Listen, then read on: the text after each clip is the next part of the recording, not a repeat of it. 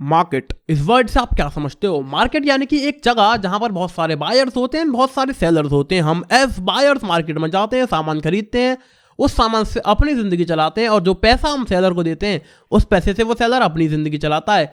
तो मार्केट का मतलब है एक ज्योग्राफिकल एरिया। लेकिन अगर मैं कहूं कि मार्केट का मतलब सिर्फ एक ज्योग्राफिकल एरिया नहीं है, तो क्या आप मानोगे? आप मानो ना मानो, यही आज के चैप्टर में हम पढ़ने वाले हैं। आज हम पढ़ रहे हैं क्लास 11 माइक्रो इकोनॉमिक्स का chapter 10 main market forms. So without any further delay let's begin. अब मैंने आपसे कहा कि सिर्फ एक ज्योग्राफिकल एरिया को हम मार्केट नहीं कहते। देखो, आप अपने घर के पास वाली दुकान से भी सामान खरीदते हो, आप अपने घर से दूर जाकर किसी और मार्केट से भी सामान खरीदते हो, लेकिन आप अपने कंप्यूटर या फिर मोबाइल फोन से ऑनलाइन सामान भी ऑर्डर करते हो। और कुछ चीज़ें तो आप ऐसी ही खरीदते हो जो आप ऑनलाइन ही खरीदते हो और मोबाइल और कंप्यूटर के अंदर ही इस्तेमाल कर लेते हो।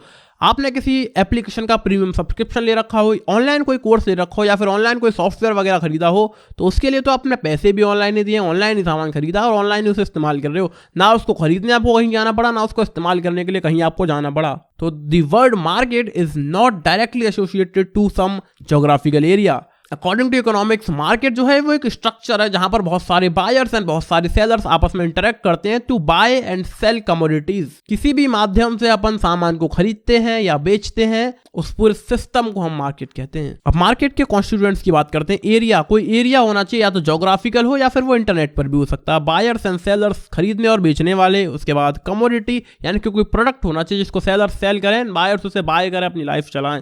उसके बाद कॉम्पिटिशन, कॉम्पिटिशन सेलर्स के अमंग कॉम्पिटिशन रहता है कि कौन ज्यादा अच्छा सामान बेच रहा, कौन सस्ता बेच रहा है, ये सब का कंपटीशन सेलर्स के अमंग रहता ही रहता है। इसके बाद आगे बढ़ेंगे, मार्केट स्ट्रक्चर की बात करेंगे। Number and types of firms operating in the industry.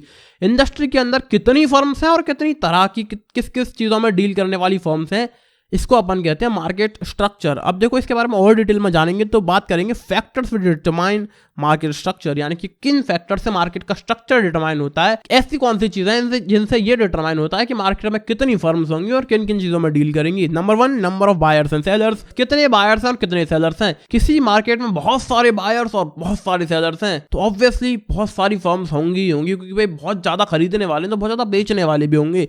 उसके बाद नेचर ऑफ द कमोडिटी, किन चीजों में डीलिंग हो रही है, यानी कि आटा दाल चावल में अगर डीलिंग हो रही है किसी मार्केट में तो वहां पर बायर्स बहुत सारे होंगे और सेलर्स भी बहुत सारे होंगे, क्योंकि आटा दाल चावल जैसी चीजें सब कंज्यूम करते हैं। लेकिन जहां पर बात आएगी सोना चांदी हीरे की, तो उनके बायर्स भी कम होते हैं और सेलर्स भी कम होते हैं। Freedom of movement of firms, यानी कि firms in and out market से जा सकती हैं या फिर नहीं। समझे नहीं होगे इस चीज को आप। देखो, मार्केट के अंदर होता कंपटीशन। किसी मार्केट में बहुत भारी कंपटीशन है तो कोई नई फर्म आने में कतराएगी कि भाई बिजनेस शुरू करूं कि ना करूं इस इंडस्ट्री के अंदर, यहाँ तो पहले इतनी मारा मारी है, मेरा क्या होगा। लेकिन कोई इंडस्ट्री है जो नई शुरू हुई है, जहां पर कुछ ही फर्म्स हैं अभी, तो नए लोग भी आना चाहेंगे कि भाई फ्यूचर में ये चीज़ ग्रो कर सकती है, हमें फायदा हो सकता है, तो चलो अपन भी इसी चीज़ के अंदर बिजनेस शुरू करते हैं। उसके बाद आता है knowledge of market conditions. Market की कंडीशंस की नॉलेज, यानी कि प्राइस वगैरह क्या चल रहा है। जब बायर्स और सेलर्स को परफेक्ट नॉलेज होती है तो एक फिक्स प्राइस मार्केट में चलता है एंड सभी सेलर्स उसी प्राइस पे सेल करते हैं, सभी बायर्स उसी प्राइस पे सामान को बाय करते हैं। लेकिन जब परफेक्ट नॉलेज नहीं होती है अमंग बायर्स एंड सेलर्स तो प्राइसेस भी चेंज होते रहते हैं। कोई सेलर किसी प्राइस से बेच रहा, कोई सेलर किसी प्राइस से बेच रहा, क्योंकि बायर्स तो बेवकूफ है, उन्हें पता ही नहीं भाई, मतलब ऐसा सेलर्स सोचते हैं। तो यार उनको कुछ पता नहीं होता है तो ये लोग डिफरेंट प्राइसेस पर सामान बेचते रहते हैं। उसके बाद mobility of goods and FOP. FOP यानी कि फैक्टर्स ऑफ प्रोडक्शन, जो इनपुट्स अपन देते हैं प्रोडक्शन के लिए, जैसे कि लेबर हो गया, रॉ मटेरियल हो गया, मशीनरी वगैरह हो गया, ये होते हैं फैक्टर्स ऑफ प्रोडक्शन। और साथ ही साथ फिनिश्ड गुड्स, इन चीजों की मोबिलिटी, यानी कि इनका ट्रांसपोर्टेशन। जब इन चीज़ों का ट्रांसपोर्टेशन आसान होता है तो उस मार्केट के अंदर बायर्स भी ज़्यादा होते हैं, सेलर्स भी। ट्रांसपोर्टेशन मुश्किल होता है तो बायर्स भी कम और सेलर्स भी कम होते हैं। These are the factors which determine market structure. इसके बाद आगे आते हैं फॉर्म्स ऑफ मार्केट स्ट्रक्चर की बात करते हैं। ये कितने प्रकार के होते हैं। सबसे पहला होता है परफेक्ट कंपटीशन, दूसरा होता है इम्परफेक्ट कंपटीशन। वर्ड से आपको समझ में आ रहा होगा, इनके बारे में और डिटेल में जान लेते हैं। सबसे पहले perfect competition, market situation where there are very large number of buyers, very large number of sellers dealing in homogeneous product at a fix price by the market. यानी कि बहुत सारे बायर्स हैं और बहुत सारे सेलर्स हैं, साथ ही साथ होमोजेनस प्रोडक्ट, यानी कि एक ही तरह के प्रोडक्ट में डीलिंग हो रही है। Freedom of entry and exit, कोई भी इंसान कभी भी बिजनेस उसके अंदर शुरू कर सकता है, कभी भी अपना बिजनेस बंद कर सकता है। यानी कि इतना अजीब कंपटीशन नहीं है कि भैया नया आदमी आने से कतराए उस चीज़ के अंदर। बहुत ही अच्छा माहौल है वहाँ का, तो हर कोई चाहता है भैया बिजनेस शुरू कर सकते हैं अपन इसके अंदर। उसके बाद perfect knowledge among buyers and sellers. Buyers and sellers को पूरी नॉलेज होती है, बायर्स को पता है कि मार्केट में क्या प्राइस चल रहा है, तो सेलर्स भी सभी उसी प्राइस पर बेचते हैं। उसके बाद perfect mobility of FOP, factors of production यानी कि लेबर, रॉ मटेरियल और अपने मशीनरी वगैरह की जो ट्रांसपोर्टेशन है वो काफ़ी आसानी से हो सकती है। उसके बाद absence of transportation cost, transportation की कोई कॉस्ट नहीं लगती, काफ़ी आसान होता है क्योंकि यहाँ पे बायर और यहाँ पे सेलर, तो कोई ट्रांसपोर्टेशन की कॉस्ट वॉस्ट खास लगती नहीं, क्योंकि बहुत सारे बायर बहुत सारे सेलर हैं, तो भाई जरूरी नहीं है कि यहाँ से कोई सामान उठा के यहाँ पहुँचाया जाए, भाई यहाँ भी कोई सेलर होगा, यहाँ से पहुँचा लो, कोई ट्रांसपोर्टेशन खासी कॉस्ट नहीं लगती है। उसके बाद आती है एब्सेंस ऑफ सेलिंग कॉस्ट, यानी कि एडवर्टीजमेंट, मार्केटिंग एंड सेल्स, ऐसी चीज़ों पर कोई खर्चा करने की ज़रूरत नहीं है, क्योंकि बायर्स को पता है कि कौन सा सामान कहाँ पर मिलता है, किस प्राइस में मिलता है, तो वो वहाँ पर जाकर सिंपली खरीद लेंगे। हमें अपने मुंह से गाने की ज़रूरत नहीं है, बोस्ट करने की ज़रूरत नहीं है कि भैया हमारे यहाँ पर ये बिक रहा है, इतने रुपए में बिक रहा है। नो, सबको पता है, सब अपना चलते रहते हैं अपने आप, इस चीज़ पर पैसा उड़ाने की कोई ज़रूरत नहीं पड़ती in the case of perfect competition. लेकिन in reality perfect competition does not exist. पैसा बर्बाद ऐसा रियलिटी में नहीं होता है। परफेक्ट कंपटीशन के बारे में मैंने आपको जो भी कुछ बताया है उस सब का वास्तविक जीवन से कोई लेना देना नहीं है, क्योंकि ऐसा कभी भी नहीं होता है कि सभी बायर्स और सभी सेलर को सब कुछ पता हो मार्केट के बारे में, या फिर सिर्फ एक ही प्रोडक्ट में डीलिंग हो रही हो, भाई एक ही चीज खरीदेंगे और एक ही चीज बेचेंगे, कि भाई बहुत सारी चीजें होती हैं यार। Perfect competition does not really exist. एक और टर्म आता है यहाँ पे, प्योर कंपटीशन। प्योर कंपटीशन में होता है बहुत सारे number of buyers and sellers, एक ही प्रोडक्ट और freedom of entry and exit. इन तीनों में जब अपन 4 पॉइंट्स और ऐड कर देते हैं, यानी कि perfect knowledge, perfect mobility of FOP, absence of transportation cost and selling cost, ये 4 पॉइंट और अपन ऐड करते हैं प्योर कंपटीशन के अंदर, तब जाकर ये बनता है परफेक्ट कंपटीशन। अब परफेक्ट कंपटीशन के मामले में प्राइस ऑफ अ कमोडिटी किस तरह से रहता है, जो फर्म है वो प्राइस देकर होती है, जो इंडस्ट्री है वो प्राइस मेकर होती है। इंडस्ट्री में होते हैं बहुत सारी फर्म्स, ठीक है, बहुत सारी फर्म्स की डिमांड और सप्लाई मिला के, पूरे मार्केट की डिमांड और सप्लाई मिलाकर होता है प्राइस डिटरमाइन, प्राइस सेट करा जाता है। इस बाकी बाय द वे इस टॉपिक को आप नेक्स्ट चैप्टर में बहुत अच्छे से पढ़ने वाले हो। चैप्टर 11 आपका प्राइस डिटरमिनेशन ही है और बहुत मजेदार है भाई साहब। कुल मिलाकर इंडस्ट्री करती प्राइस को डिसाइड एंड सभी फर्म्स उसी प्राइस पर सामान बेचती हैं। बात करते हैं डिमांड कर्व की, कि परफेक्ट कंपटीशन में डिमांड कर्व कैसी होती है। दिस इज परफेक्टली इलास्टिक, यानी कि प्राइस थोड़ा सा बढ़ने से भी बहुत ज्यादा डिमांड कम हो सकती है, एंड प्राइस थोड़ा सा कम होने से भी बहुत ज्यादा डिमांड बढ़ सकती है। क्यों? क्योंकि भाई बायर्स बहुत सारे हैं, तो डिमांड बहुत ज्यादा इलास्टिक होगी। कुछ लोग गरीब भी होंगे, कुछ लोग अमीर भी होंगे, काफी इलास्टिक डिमांड है, कभी भी बहुत ज्यादा कम हो सकती है, कभी बहुत ज्यादा बढ़ भी सकती है। एंड ये जो डिमांड कर्व है कुछ ऐसी होती है, straight parallel to the X axis. अब जरा सपनों से बाहर निकलकर असली दुनिया में आ जाते हैं और बात करते हैं इम्परफेक्ट कंपटीशन की, क्योंकि यही है जो रियल लाइफ में एग्जिस्ट करता है। इसके 3 पार्ट्स हैं। सबसे पहले मोनोपोली, दूसरा है मोनोपोलिस्टिक कंपटीशन एंड तीसरा है ओलिगोपोली। सबसे पहले ओलिगोपोली के बारे में जान लो। यहाँ पर क्या होता है, बहुत ही कम फर्म्स होती हैं और एक होमोजेनस प्रोडक्ट के अंदर ही मोस्टली डील करते हैं। जैसे कि हमारी स्टील इंडस्ट्री के अंदर बहुत ही कम फर्म्स है, बहुत कम ऑर्गेनाइजेशंस हैं जो उसके अंदर काम कर रही हैं एंड होमोजेनस प्रोडक्ट बेच रही हैं। सबके प्रोडक्ट्स जो हैं एक जैसे ही हैं मोस्टली, तो वो होती है ओलिगोपोली। एंड इसके बारे में बहुत ज़्यादा इन्फॉर्मेशन हमारे चैप्टर के अंदर नहीं है, सिर्फ इतना ही था। बात करते हैं बाकी के 2 ज़रूरी टॉपिक्स के बारे में, मोनोपोली एंड मोनोपोलिस्टिक कंपटीशन। सबसे पहले बात करेंगे मोनोपोली की। Market situation where there is a single seller selling a product which has no close substitutes. ओ भाई साहब, यानी कि एक ही सेलर है और इसके कोई क्लोज सब्स्टिट्यूट्स भी नहीं है जो प्रोडक्ट वो बेच रहा है। समझ नहीं पाए होगे, एक एग्जांपल दूंगा, तुमको सब कुछ क्लियर हो जाएगा। कैसे? एग्जांपल है इसका इंडियन रेलवेज।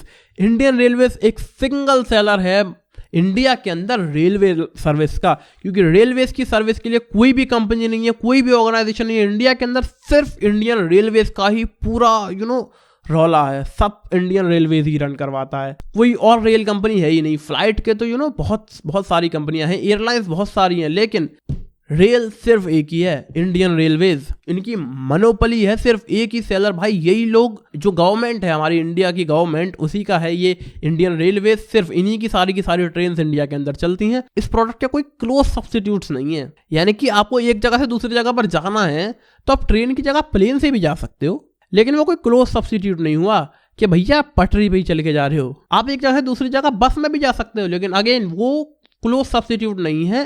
सब्स्टिट्यूट है लेकिन उतना क्लोज नहीं है कि भैया पटरी पर जा रहा है। ना, पटरी पर नहीं, वो तो रोड पर जा रहा है। हवाई जहाज हवा में जाएगा, पानी का जहाज पानी में जाएगा, लेकिन ट्रेन पटरी पर जाएगी। तो पटरी पर चलने वाली किसी और कंपनी की ट्रेन इंडिया में नहीं है, तो मोनोपोली है इंडियन रेलवेज की। इसके कुछ फीचर्स की बात करेंगे तो वही सिंगल सेलर, एक ही सेलर होता है, no close substitute. Indian railways का कोई क्लोज सब्स्टिट्यूट नहीं है। बस से जाओ या प्लेन से जाओ या फिर पानी के जहाज शिप से जाओ, पटरी पर नहीं चलेगा उनमें से कुछ भी। Restrictions on entry and exit, कोई भी इंसान आसानी से एंट्री और एग्जिट नहीं कर सकता। अगर मैं चाहूँ कल को अपनी रेलवे लाइन खोलना, भैया मैं भी रेलवे का बिजनेस चालू करूंगा, गवर्नमेंट मुझसे कहेगी निकल। उसके बाद प्राइस डिस्क्रिमिनेशन, प्राइस का डिस्क्रिमिनेशन होता है, यानी कि इंडियन रेलवेज के हाथ में है कि वो ट्रेन की जर्नी का प्राइस क्या रखते हैं, कोई और उसको चेंज नहीं कर सकता। वो सिंगल सेलर है भाई, ये वही अकेले काम कर रहे हैं इस इंडस्ट्री में, उनकी मर्जी, जो चाहें रखें। उसके बाद प्राइस मेकर, जी हाँ, प्राइस मेकर वो होते हैं अपनी हिसाब से प्राइस बनाते हैं, और डिस्क्रिमिनेशन कभी कभी हो जाता है। मोनोपोली के रीजंस फॉर इमरजेंसी, यानी कि मोनोपोली क्यों कैसे एस्टेब्लिश हो जाती है भाई। फंडामेंटल इसका कॉज है बैरियर टू एंट्री, यानी कि गवर्नमेंट ऑफ इंडिया ने बैरियर लगाया हुआ कि भैया रेलवे का बिजनेस आप इंडिया में स्टार्ट नहीं कर सकते, दिस इज नॉट अलाउड। तो वहां पे एंट्री पे ही बैरियर है। मैं चाहूं ये रेलवे का बिजनेस चालू करना, मैं नहीं कर सकता, मेरे पास कितना भी पैसा क्यों ना हो, लेकिन गवर्नमेंट ऑफ इंडिया ने मना करके रखा, भाई I can not do that. तो मेन रीजन तो इसका यही है। दूसरा चीज गवर्नमेंट लाइसेंसिंग, गवर्नमेंट से लाइसेंस मिलना मतलब ऑलमोस्ट नामुमकिन ही है। मतलब रेलवे का लाइसेंस मिलना तो नामुमकिन ही है, खैर कुछ चीजें ऐसी भी है जिनका लाइसेंस मिल सकता है लेकिन ऑलमोस्ट नामुमकिन है। उसके बाद पेटेंट राइट्स, कभी कभी क्या होता है, फर्म जो है पेटेंट करवा लेती है उस चीज को, अपने ऊपर राइट्स ले लेती है कि भैया जी यो सामान मैंने इन्वेंट करा है, इसे मैं बेच रहा हूँ, मैं ही बनाता हूँ, हमेशा मैं ही बेचूंगा, तुमने शुरू करा पैसे देने पड़ेंगे। तो आदमी सोचता है भैया हम नहीं कर रहा, दूसरा आदमी नहीं आता है ऐसे में। उसके बाद कार्टेल, तो कार्टेल के अंदर में क्या होता है, कुछ फर्म्स होती हैं जो कि अपनी इंडिविजुअल आइडेंटिटी को तो पकड़ के रिटेन करके रखती हैं, सब मिलके काम करती हैं और मोनोपोली क्रिएट करती है मार्केट में कि भैया तुम और मैं, हम सब मिलके काम करेंगे, पूरा मार्केट कब्जा लेंगे, किसी और को घुसने ही नहीं देंगे इस इंडस्ट्री के अंदर। मोनोपोली इनने भी क्रिएट कर रखी है, कोई नया एंटर नहीं कर पाएगा इसके अंदर, क्योंकि इन चारों ने ऐसा मिलके प्लानिंग बनाई है, ऐसा सिस्टम बिठाया, मार्केट में ऐसा नाम बनाया अपना, ऐसे काम कर रहे हैं, कोई पांचवा आ ही नहीं सकता इन चार के अलावा। दिस इज कार्टेल भाई, मतलब तब बाहरी सिस्टम बिठा के रखा उन्होंने, कोई पांचवा सोच भी कैसे सकता है उनके बीच में घुसने का। उसके बाद आता है कंट्रोल ऑन रॉ मटेरियल्स। अब यहां पर क्या होता है कि कोई एक फर्म जो चाहती है अपनी मोनोपोली क्रिएट करना मार्केट में, वो उन रॉ मटेरियल के ऊपर भी कंट्रोल कर लेती है। जिस सामान में वो डील कर रही है, जो प्रोडक्ट वो बना रहे हैं, उसके लिए जो रॉ मटेरियल उनको चाहिए ना, वो उस पर ऐसा कब्जा कर लेते हैं कि कोई और खरीद ही ना पाए, किसी और को वो रॉ मटेरियल मिल ही ना पाए। रॉ मटेरियल नहीं मिलेगा, प्रोडक्ट नहीं बनेगा, कोई और जो है प्रोडक्ट नहीं बना पाएगा जो प्रोडक्ट ये बेच रहे हैं, तो इनके मार्केट में कोई आ ही नहीं पाएगा, इनकी अपनी मोनोपोली क्रिएटेड रहेगी। तो ये कुछ रीजंस थे for the emergence of monopoly. अब बात करते हैं डिमांड कर्व अंडर मोनोपोली की, यानी कि मोनोपोली में डिमांड कर्व कैसी होती है। Downward sloping because firm can increase the output sold just by reducing the price.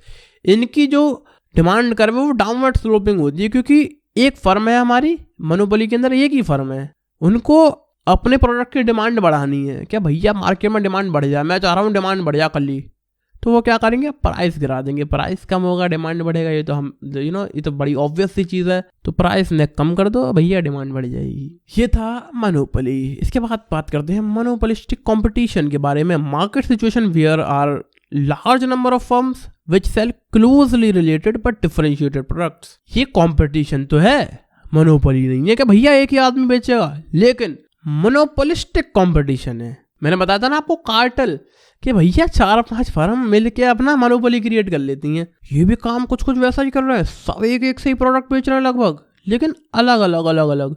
तो सबकी अपनी अपनी मोनोपोली है, लेकिन आपस में कंपटीशन भी है। तो मोनोपोली और कंपटीशन मिलजुल के बनता है मोनोपोलिस्टिक कंपटीशन। इसके बारे में अच्छे से डिटेल में जान लेते हैं। इसके कुछ फीचर्स की बात करते हैं, तेरी तो ऑन हो।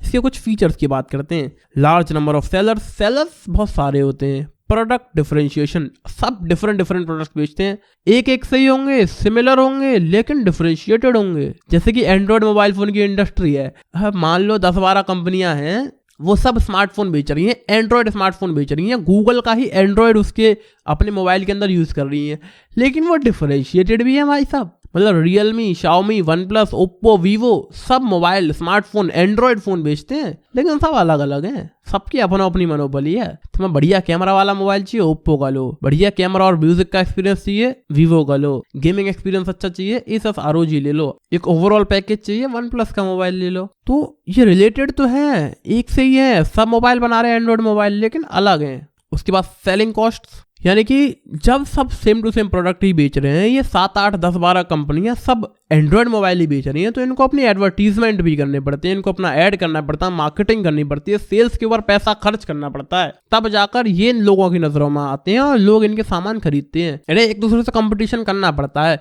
रियलमी और शाओमी आपस में कंपीट करते हैं कि मेरे सामान ज़्यादा बिके कि मेरा सामान ज़्यादा बिके, तो अपनी एडवर्टीजमेंट पर भी काफ़ी ये लोग बहुत सारा पैसा खर्च करते हैं। कोई भी नया मोबाइल आता है तो यूट्यूब पर धड़ाधड़ ऐड चलते हैं, उसके करोड़ों, मतलब कितने करोड़ रुपए पता नहीं ये खर्च कर देते होंगे एडवर्टीजमेंट्स के ऊपर। उसके बाद आता है freedom of entry and exit कोई भी कर सकता है, कोई परेशानी नहीं है। Lack of perfect knowledge buyers को नहीं होती है। मान लो 2 कंपनियों ने मोबाइल लॉन्च करे, सेम प्राइस के, लगभग सेम स्पेसिफिकेशंस के, यानी कि एक प्राइस के एक जैसे से ही मोबाइल लॉन्च करे 2 कंपनियों ने, तो ऐसे में ये नहीं होगा कि जो मोबाइल ज्यादा अच्छा है वो ज्यादा बिकेगा। नहीं, ऐसा नहीं होगा भैया। जिस मोबाइल की एडवर्टाइजिंग ज्यादा अच्छी हुई है वो ज्यादा बिकेगा। तो लिटरली कस्टमर्स को मैनिपुलेट करना इतना आसान है। उनको नहीं पता है कि जो दबा के एडवर्टाइजिंग करी जा रही है, ये मोबाइल उतना अच्छा नहीं है, जो दूसरा वाला है जिसकी एडवर्टीजमेंट कम हुए हैं वो ज्यादा बढ़िया है। नहीं पता भाई बायर्स को। उसके बाद प्राइस डिसीजन।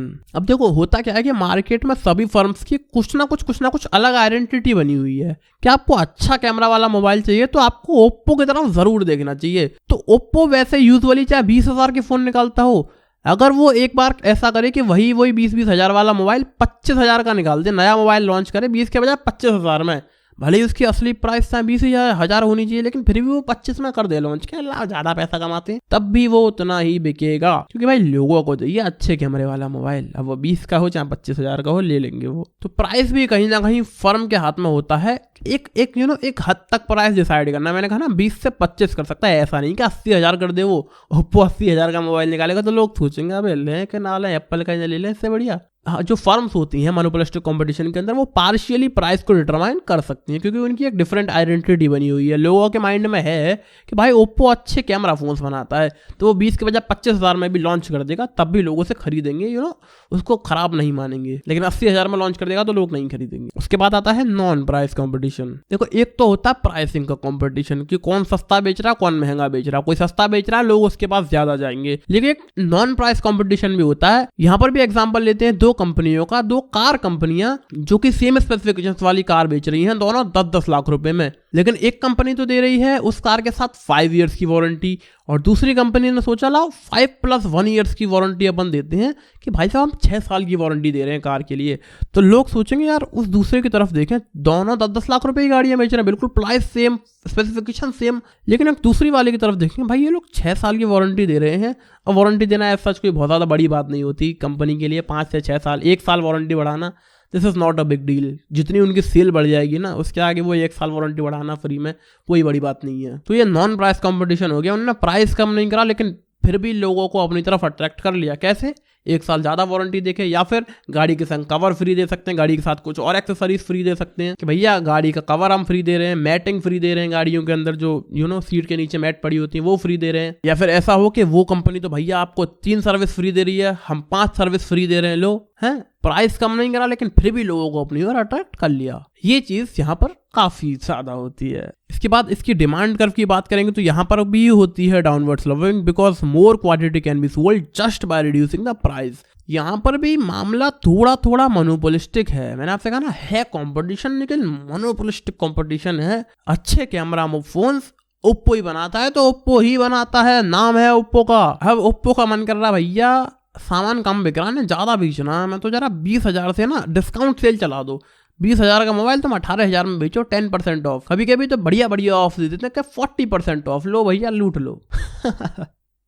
तो सब उनके हाथ में है, उनको डिमांड बढ़ाने के लिए सिर्फ थोड़ा सा प्राइस कम करना पड़ेगा अपने प्रोडक्ट का। अब देखो मोनोपोलिस्टिक कंपटीशन और मोनोपोली में अंतर क्या है इन दोनों की डिमांड कर्व के अंदर। मैंने कहा ना डाउनवर्ड स्लोपिंग होती है। मोनोपोली में कोई एक फर्म है पूरे मार्केट में, वो भी प्राइस गिरा के सेल बढ़ा सकती है, यानी कि डिमांड बढ़ा सकती है। और मोनोपोलिस्टिक कंपटीशन जहाँ पे बहुत सारी फर्म्स हैं, तब भी वहां पर एक फर्म अपना प्रोडक्ट्स का प्राइस थोड़ा सा गिरा के उसकी डिमांड बढ़ा सकती है। लेकिन इन दोनों में डिफरेंस कितना है आखिर, तो देखते हैं। Demand curve under monopolistic competition is more elastic than monopoly, यानी कि मोनोपोलिस्टिक कंपटीशन के सिनेरियो में एक फर्म प्राइस थोड़ा सा कम करके ज्यादा डिमांड बढ़ा सकती है इन कंपैरिजन टू एक मोनोपोली फर्म के कंपैरिजन में। यानी कि मान लो हमारे पास दो सिचुएशंस हैं, एक तो ये फर्म है जिसकी है मोनोपोली क्रिएटेड मार्केट के अंदर, ठीक है, एक दूसरी फर्म है जो कि है मोनोपोलिस्टिक कंपटीशन के अंदर। पूरा लिखूं क्या इसको, चलो लिख देता हूँ। ये है मोनोपोलिस्टिक कंपटीशन के अंदर, तो ये जब प्राइस को थोड़ा सा गिराएंगे तो डिमांड इनकी बढ़ेगी। लेकिन मान लो डिमांड पहले यहाँ थी तो यहाँ से यहाँ तक चली जाएगी, ठीक है, यहाँ तक, ठीक बात। लेकिन मोनोपोलिस्टिक कंपटीशन के केस में क्या होगा कि पहले डिमांड यहाँ थी, इनने प्राइस थोड़ा सा गिराया तो इनकी डिमांड यहाँ से यूं भी जा सकती है, यानी कि ज्यादा इलास्टिक होती है इनकी डिमांड मोनोपोलिस्टिक कंपटीशन वाली फर्म्स के अंदर। क्यों? क्योंकि भैया और भी तो फर्म्स है ना। मान लो ओप्पो और वीवो हो गए, हमारे दोनों 20-20 हजार के मोबाइल बेच रहे हैं। ओप्पो वालों ने क्या करा, मोबाइल का प्राइस 16,000 रुपए कर दिया किसी सेल में। तो जो लोग वीवो का भी मोबाइल लेने की सोच रहे थे ना, वो एक बार को सोचेंगे ओप्पो लेने की और ओप्पो ले भी लेंगे। यानी कि खुद के जो ओप्पो के कस्टमर थे उनने तो मोबाइल खरीदे ही खरीदे, साथ में वीवो के भी कस्टमर ने आके खरीद लिया उनके मोबाइल, क्योंकि बहुत सारे कस्टमर थे। और मोनोपोली में क्या होता है भाई, इंडियन रेलवे तो है, उनने थोड़ा सा प्राइस कम करा, उनके जो कस्टमर थे वही थोड़ा ज्यादा ट्रैवल करने लग जाएंगे बस। लेकिन नए कस्टमर कहाँ से लाएंगे वो, हैं? सारा का सारा मार्केट तो उन्हीं के अंडर में है। जो लोग ट्रेन से ट्रैवल करते हैं वो सारे के सारे इंडियन रेलवे की ट्रेन से जो ट्रैवल करते हैं, बस थोड़ा ज्यादा ट्रैवल करने लग जाएंगे। ऐसा तो होगा नहीं कि नए लोग आ जाएंगे, है कि नहीं। लेकिन मोनोपोलिस्टिक कंपटीशन में ये है कि जो लोग मोबाइल फोन यूज करते हैं, ओप्पो, वीवो, वन प्लस, बहुत सारी कंपनियों के करते हैं, ओप्पो वाला प्राइस कम करेगा तो भैया रियलमी के कस्टमर भी आ जाएंगे, वीवो के कस्टमर भी आ जाएंगे, ओप्पो के कस्टमर भी आ जाएंगे, सॉरी ओप्पो के तो है ही हैं, वन प्लस के कस्टमर भी आ जाएंगे। तो खुद के कस्टमर तो ज्यादा सामान खरीदेंगे, साथ के साथ और कंपनियों के कस्टमर भी आ सकते हैं। इसीलिए मोनोपोलिस्टिक कंपटीशन के केस में डिमांड ज्यादा इलास्टिक होती है। ऐसे में अगर ओप्पो प्राइस बढ़ा देता अपने मोबाइल का तो लोग भाग जाएंगे वीवो की साइड उसके। तो प्राइस थोड़ा सा बढ़ा देने से डिमांड काफी बदल सकती है, प्राइस थोड़ा सा कम कर देने से भी डिमांड काफी बढ़ सकती है। इसके बाद इन दो चीजों में डिफरेंस जानते हैं, परफेक्ट कंपटीशन में और मोनोपोली में। भाई ये तो एकदम कतई उल्टी चीजें हैं। सबसे पहले नंबर ऑफ सेलर्स, बहुत ज्यादा नंबर ऑफ सेलर्स होते हैं परफेक्ट कंपटीशन में, लेकिन मोनोपोली के अंदर सिर्फ एक ही सेलर होता है। Nature of product, perfect competition में होमोजेनस प्रोडक्ट होता है, यानी कि एक ही प्रोडक्ट होता है। मोनोपोली के अंदर कोई क्लोज सब्स्टिट्यूट्स नहीं होते उस product. Entry and exit, perfect competition में पूरी फ्रीडम है, कोई भी आए कोई भी जाए। मोनोपोली के अंदर पूरा रेस्ट्रिक्शन है, कोई दूसरा नहीं आ सकता। प्राइस की बात करेंगे तो परफेक्ट कंपटीशन के अंदर फर्म जो है प्राइस टेकर होती है और प्राइस जो है इंडस्ट्री डिटरमाइन करती है, ठीक बात। लेकिन मोनोपोली के अंदर मोनोपोलिस्ट ही प्राइस मेकर होता है। जो अपना फर्म है जिसने मोनोपोली क्रिएट करके रखी है अपनी, उसकी मर्जी, जब चाहे प्राइस कम करे, जब चाहे बढ़ाए। इंडस्ट्री काय की इंडस्ट्री, कौन इंडस्ट्री, क्या होता है इंडस्ट्री? अरे हम खुद ही इंडस्ट्री है यार। ये लिटरली यही एटीट्यूड होता है मोनोपोलिस्ट फर्म्स का, जिनकी मोनोपोली है मार्केट में। और कौन इंडस्ट्री, कौन सा मार्केट, सब तो हमारे हाथ में है। उसके बाद level of knowledge, buyers and sellers को पूरी पूरी नॉलेज होती है परफेक्ट कंपटीशन के अंदर, लेकिन मोनोपोली के अंदर buyers and sellers don't have perfect knowledge about market conditions. उसके बाद आ रही है डिमांड कर्व परफेक्टली इलास्टिक होती है परफेक्ट कंपटीशन में, और मोनोपोली के अंदर डाउनवर्ड स्लोप करती है। ये जब चाहे अपना प्राइस कम करके उसकी डिमांड बढ़ा सकते हैं। उसके बाद सेलिंग कॉस्ट, परफेक्ट कंपटीशन में कोई भी सेलिंग कॉस्ट नहीं होती, एंड मोनोपोली में सेलिंग कॉस्ट होती है for informative purposes due to lack of perfect knowledge. उसके बाद परफेक्ट कंपटीशन और मोनोपोलिस्टिक कंपटीशन में अंतर जानते हैं। पहले परफेक्ट कंपटीशन को हमने मोनोपोली से कंपेयर करा, अब परफेक्ट कंपटीशन को मोनोपोलिस्टिक कंपटीशन से कंपेयर करेंगे। ये भी दोनों ही कंपटीशन है। सबसे पहले nature of product, perfect competition में होता है होमोजीनस एंड मोनोपोलिस्टिक कंपटीशन के अंदर होता है डिफरेंशिएटेड प्रोडक्ट। उसके बाद सेलिंग कॉस्ट, परफेक्ट कंपटीशन में कोई सेलिंग कॉस्ट नहीं, क्योंकि सबको सब पता है। मोनोपोलिस्टिक कंपटीशन के अंदर हैवी सेलिंग कॉस्ट होती है due to lack of perfect knowledge. बहुत ज्यादा सेलिंग कॉस्ट, जो जितनी अच्छी एडवर्टीजमेंट कर देगा वो उतना ज्यादा सेल ले जाएगा। प्राइस की बात करेंगे तो फर्म जो है प्राइस टेकर होता है परफेक्ट कंपटीशन में, क्योंकि पूरे मार्केट से में होता है प्राइस डिटर्मिनेशन। लेकिन मोनोपोलिस्टिक कंपटीशन के अंदर क्या होता है कि firm has partial control over the price. Oppo अगर अपना मोबाइल 20,000 के बजाय 25,000 का भी कर देगा तब भी उसे लोग खरीदेंगे, एज सच कोई खास फर्क नहीं पड़ेगा। लेकिन ये चीज पार्शियल है, क्योंकि अगर वो 20,000 से सीधा 80,000 उसका प्राइस कर देगा तो लोग उसे छोड़ के एप्पल खरीदेंगे। उसके बाद लेवल ऑफ नॉलेज, बायर्स और सेलर्स को पूरी नॉलेज होती है परफेक्ट कंपटीशन में, एंड मोनोपोलिस्टिक कंपटीशन में नहीं होती भाई। जो हमारे सेलर हैं वो पूरी तरह मैनिपुलेट करते हैं बायर्स को, उनका लिटरली दिमाग चलाते हैं, मतलब बायर्स का दिमाग जो है सेलर्स चलाते हैं मोनोपोलिस्टिक कंपटीशन के अंदर, सिर्फ अच्छा ऐड करके वो सामान ज्यादा बेच देते हैं। उसके बाद डिमांड कर्व परफेक्ट कंपटीशन में परफेक्टली इलास्टिक होती है, एंड मोनोपोलिस्टिक कंपटीशन में डाउनवर्ड स्लोपिंग होती है, थोड़ा सा प्राइस कम करके वो अपनी डिमांड बढ़ा सकते हैं।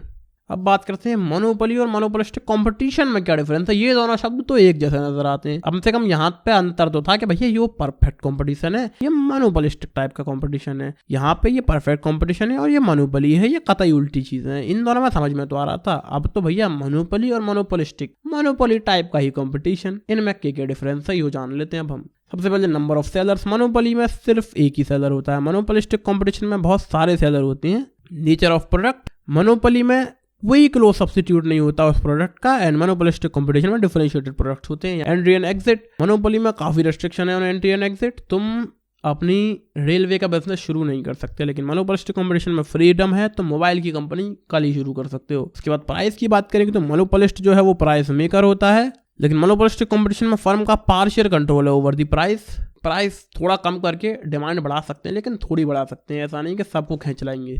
उसके बाद डिमांड यानी कि डिमांड कर्व, मोनोपोली की डिमांड कर्व होती है downward sloping and less elastic, यानी कि डाउनवर्ड स्लोपिंग है, वो प्राइस कम करके डिमांड बढ़ा सकते हैं, लेकिन ऐसा नहीं कि थोड़ा सा प्राइस कम करके बहुत ज्यादा डिमांड बढ़ा लेंगे। क्यों? वो इसलिए क्योंकि पूरा मार्केट पहले से ही उनके अंडर में, वो नए लोग लाएंगे कहाँ से, मतलब इंडिया में जितने भी ट्रेन से ट्रैवल करने वाले लोग हैं वो सारे के सारे इंडियन रेलवेज के ही कस्टमर हैं, तो अगर इंडियन रेलवे प्राइस गिराएगा तो लोग बस ज्यादा ट्रैवलिंग शुरू कर देंगे, ऐसा नहीं कि और नए लोग आ जाएंगे, ठीक है ना। लेकिन मोनोपोलिस्टिक कंपटीशन जो है जहां पर डाउनवर्ड स्लोपिंग कर्व यहाँ पे भी होती है, लेकिन मोर इलास्टिक होती है, यानी कि ओप्पो थोड़ा सा प्राइस गिराकर ज्यादा सेल कर सकता है अपनी, क्योंकि उनके कस्टमर तो ज्यादा सामान खरीदेंगे, साथ के साथ रियलमी, सैमसंग, वन प्लस वगैरह इन सबके कस्टमर्स भी उनके पास आ सकते हैं, तो यह ज्यादा इलास्टिक है इन कंपैरिजन टू मोनोपोली। उसके बाद सेलिंग कॉस्ट, मोनोपोली में कोई सेलिंग कॉस्ट नहीं होती ज्यादा, लेकिन मोनोपोलिस्टिक कंपटीशन में होता है हैवी सेलिंग कॉस्ट, ये जितना अच्छा एडवर्टीजमेंट करते हैं उतना ज्यादा इनका सामान बिक जाता है। तो इसी के साथ आपका चैप्टर खत्म हो जाता है। Thank you so much for watching,